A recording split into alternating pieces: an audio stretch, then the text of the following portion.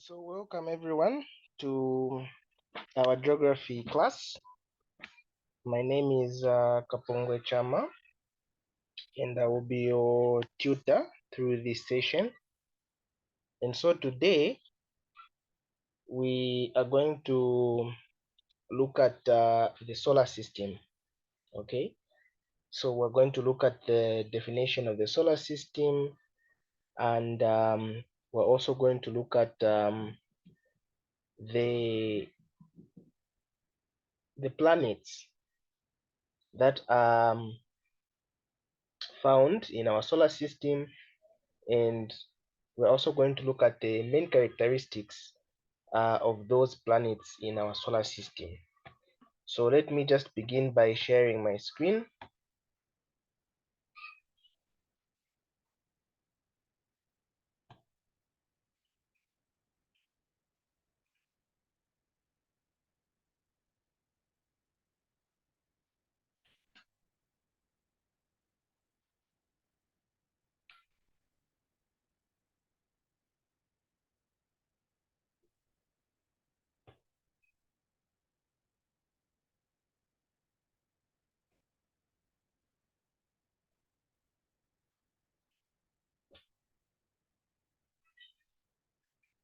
Okay, so we'll first start with the definition of what a solar system is. So what is a solar system? Okay, so a solar system is simply a collection of celestial objects that orbit around the sun. Okay, so the solar system is comprised of different different objects that orbit the sun. Okay, so these could be planets, these could be dust, these could also be rocks, okay, such as the comets, the asteroids, and so on. Okay, so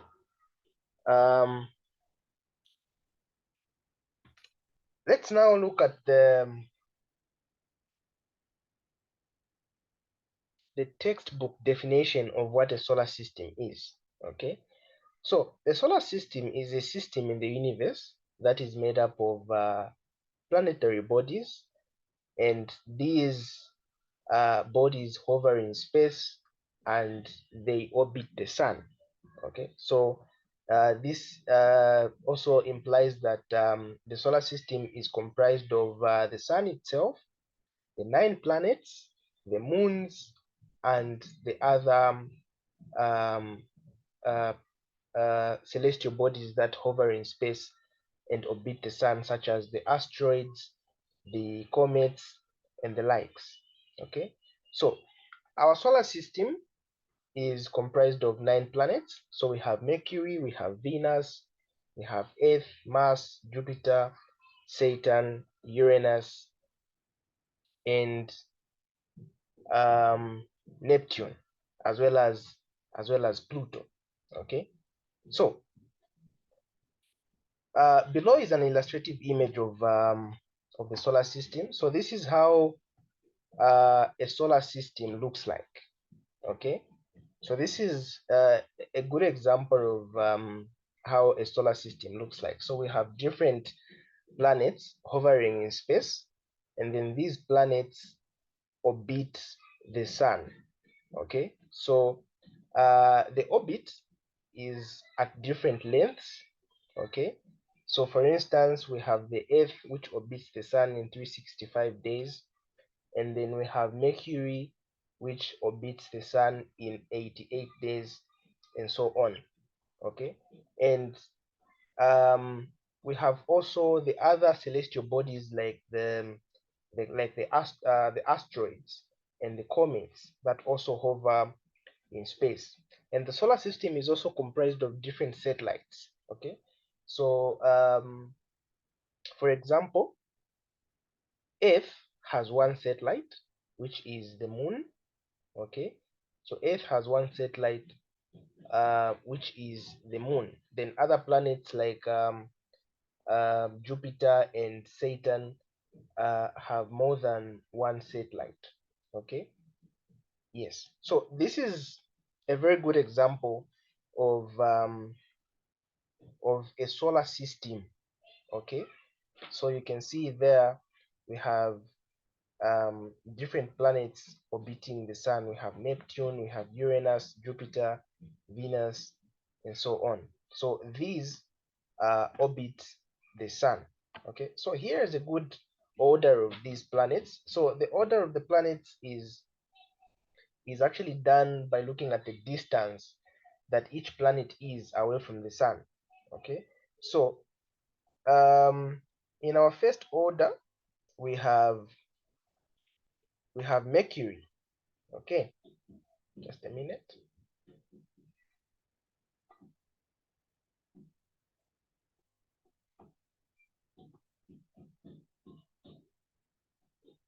Okay, so in our first order we have Mercury, and Mercury is the closest planet to the sun. Okay, and it is also the smallest planet in the solar system. Okay, so Mercury is about 579 million kilometers away from the sun. So this implies that it is also the hottest planet in the solar system. So the atmosphere in Mercury is also made up of gases. Okay, it's made up of different kinds of gases, such as hydrogen and so on. Okay, and in terms of the revolution or the orbit around the sun of Mercury, is that Mercury takes about 88 days to complete its full orbit around the sun. Okay, so that's 88 days for Mercury to complete its full orbit around the sun. Okay, so to put it into context, this implies that Mercury completes its full orbit around the sun in less than 3 months. Okay, in less than 3 months. So 3 months is like 90 days, but then Mercury completes that orbit in just 88 days. Okay, then we have Venus. Okay, so Venus is the second planet in the solar system, and it is also known as the Earth's twin planet. Okay, this is because of its close proximity in terms of size, in terms of mass, and also in terms of density. Okay, and it is also a hot planet, and it has a very dense atmosphere of carbon dioxide. Okay, so it is for this reason that because it is made up of an atmosphere that is full of carbon dioxide, it has been said to be a twin planet to the Earth, because the Earth also has a good amount of a good amount of carbon dioxide. Okay, now in terms of the orbit or the full revolution around the sun, Venus takes about 243 days to complete its full orbit around the sun. Okay, 243 days to complete its full orbit around the sun. Okay, and this is one planet where greenhouse gases are very in high amount. Okay, so it has an extreme greenhouse effect as compared to other planets. Then apart from Venus, we have the Earth. So the Earth comes in third, and this is a planet that has been known over the years to support life, that is both animal and plant life. So it has an atmosphere which consists of a mixture of gases such as oxygen, such as carbon dioxide, and so on. So that amount of gases, or the mixture of those gases, is suitable to support life. And then temperatures on Earth range from negative 50 degrees Celsius to about 50 degrees Celsius. Okay, so life is very much possible on this planet. And in terms of the number of satellites, we only have one satellite, which is the moon. Okay, and this satellite, the moon, revolves eastwards around the Earth, and this is done once in every 28 days. Okay, now in terms of our orbit, in terms of the Earth's orbit around the Sun, it takes approximately 365 days for the Earth to complete um, um, its full revolution around the Sun. Okay, so we then have Mars, which comes in fourth. So Mars rather is in terms of appearance, it's reddish in color. Some people have reported of seeing Mars, uh, at some time in the evenings. Um, some people have reported of seeing this particular planet, and it appears to be red in color. So it is smaller than the Earth, but it is believed to be the most professional. It is rather believed to be another planet apart from the Earth that has the possibility of some form of plant life. Okay, so some scientists, some astronomers have made discoveries that there appears to be some form of plant life um, in the planet Mars. Okay, and Mars has two moons, so you can see that this is one planet that is more of a twin to the Earth, but apart from plant life, no other form of life uh, has been uh, has been discovered on this particular planet. And then in fifth we have Jupiter. So Jupiter is the largest planet in the solar system, and in terms of the distance away from the Sun, Jupiter is about 773 million kilometers away from the Sun. Okay, and its surface is made up of many gases like hydrogen, helium, methane, and so on. Okay, and in terms of the number of satellites, Jupiter has about 63 moons or 63 satellites. Okay, and it is very, very cold because of its distance away from the Sun. Then in sixth we have Saturn.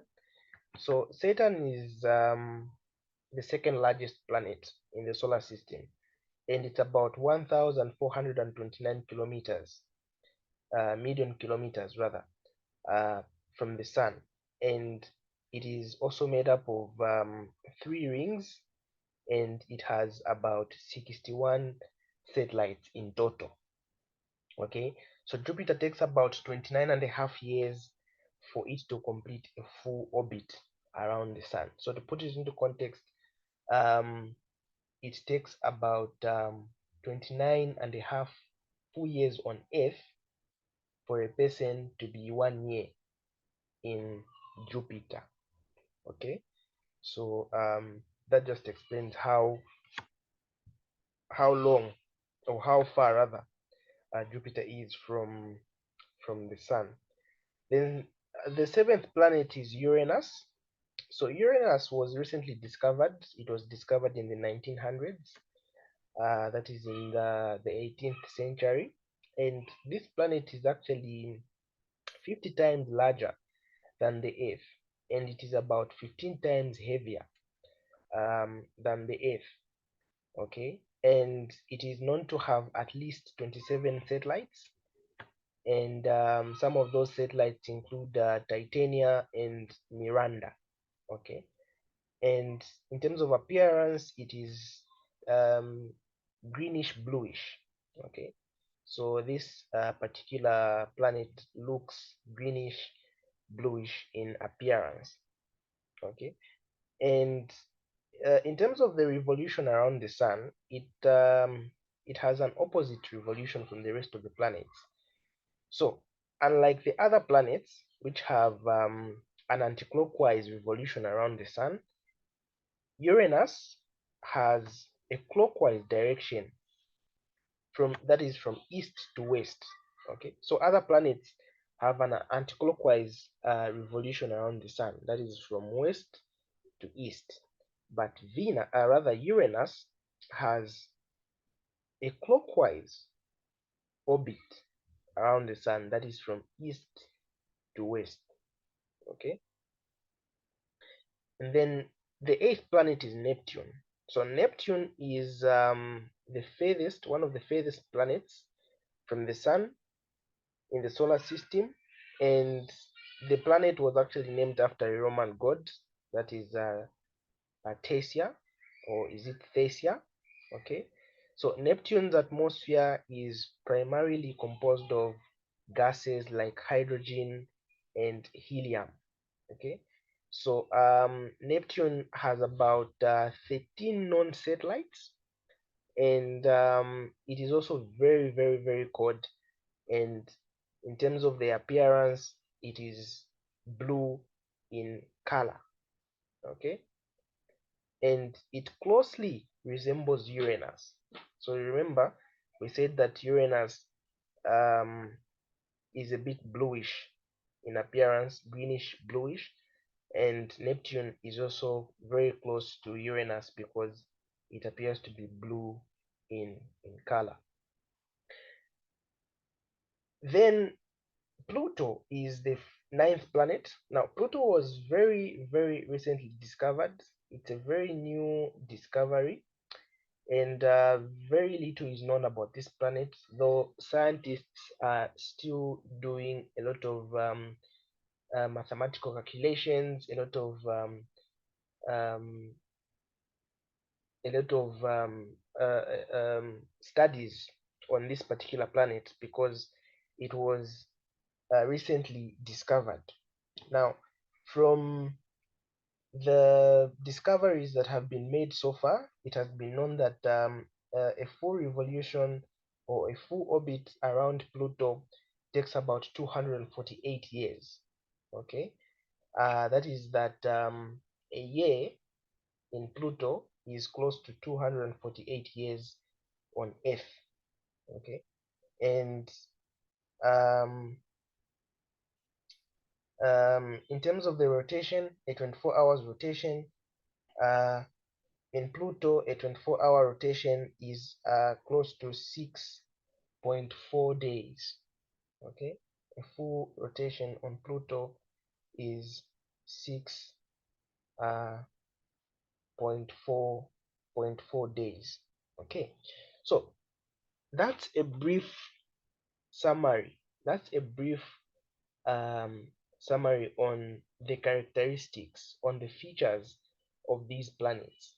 Now, let's look at the summary, okay, of these particular planets. So we say that Mercury is the smallest and nearest planet to the Sun, and it is also um, the hottest planet in the universe by virtue of its distance from the Sun.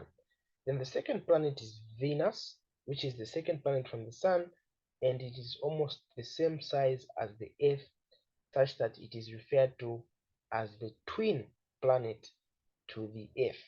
Okay, and the third planet, which is where we live, the Earth. So the Earth is the only planet which has been known to support animal, that is both animal and plant life. So um, it contains just about the right amount of gases in the atmosphere that are suitable to support life. Okay, and then the fourth planet is Mars, and scientists have also discovered that um, plant life is very much possible on this planet, though it has not been entirely proven to be possible that Mars would support um, any other form of life other than plant life. So Jupiter is the fifth planet, and it is also the largest planet in the solar system. And Jupiter is very, very cold, with temperatures going below -50 degrees Celsius. So you can see there, Jupiter is very, very, very cold. Okay, so we have Saturn, which is the second largest planet in the solar system, and Saturn's full orbit around the Sun takes about 29.5 years. So to put that into context, uh, 1 year in Saturn is equivalent to 29.5 years on Earth. Then we have Uranus, which was recently discovered in the 18th century. So unlike the other planets, Uranus' revolution around the Sun is clockwise, and the rest of the other 8 planets, their revolution or their orbit around the Sun is anti-clockwise. Then Neptune is the 8th planet, whose atmosphere is mainly comprised of gases like helium and hydrogen. Then the recently discovered planet is Pluto, which was discovered should be in the 21st century, and this was discovered as a result of mathematical calculations on the gravitational field strength of the planet Neptune. Okay, so it is the furthest planet from the Sun. This also means that it is also the coldest planet in the solar system, and whose revolution or orbit around the Sun takes approximately 248 years um, to complete. Okay, so that is a summary of the 9 planets.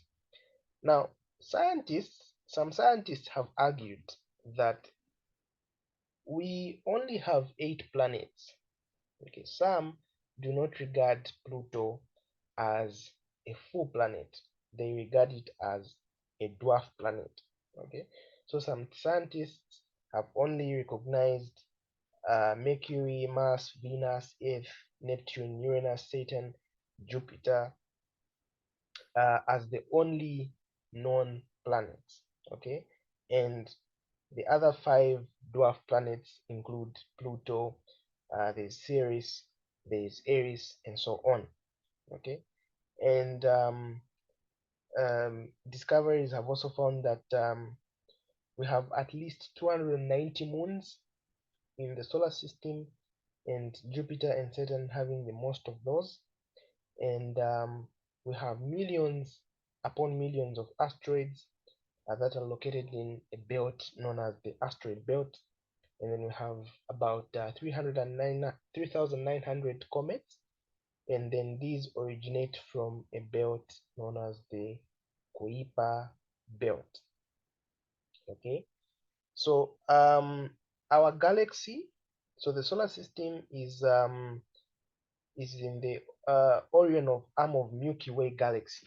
Okay, so our solar system is found in the Milky Way galaxy. Okay, so we have millions upon millions of galaxies. So you can see how the universe is vast. The universe is very big.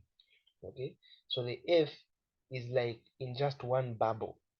Okay, and then we've got different kinds of bubbles. We've got different kinds of galaxies, and in our galaxy alone, we have millions and millions of solar systems. Okay, and then our solar system has about 9 planets, and you can see we have very, very big distances of planets away from each other. So you can see that the universe is actually very, very, very big. Okay, so let me just give you an illustration of how big the universe is. So this is our solar system. Okay, so this is our solar system with the 9 planets and the other planetary bodies. And then scientists have discovered that this solar system is in the Milky Way galaxy. But then the Milky Way galaxy is made up of many solar systems. Okay, and each solar system has got a source of energy of its own, or a sun of its own. Okay, so this explains how big the universe is. Okay, so that's about the size of the universe. Now, The other celestial bodies that we have in the universe are asteroids. We've got about over 50 asteroids in the solar system, and these uh, are found in the asteroid belt. Then we've got the Meteor, and then we've got the comets. Okay, so the Meteor is also known as a shooting star. So it is normally visible in the night as it moves rather from one location to another. Okay, so thank you so much for um, listening through. We've come to the end of today's session, and so the next time we are going to look at the Earth. We're going to focus on one planet, which is the Earth, and we're going to look at the Earth in broad detail. We're going to look at the shape of the Earth, the evidence to prove that the Earth is spherical, evidence drawn from aerial photography, from circumnavigations, from ships' visibilities, and so on. And then we're going to look at the latitude as well as the longitude of, of the Earth. Okay, so for today, I say thank you so much for participating, and we'll meet next time.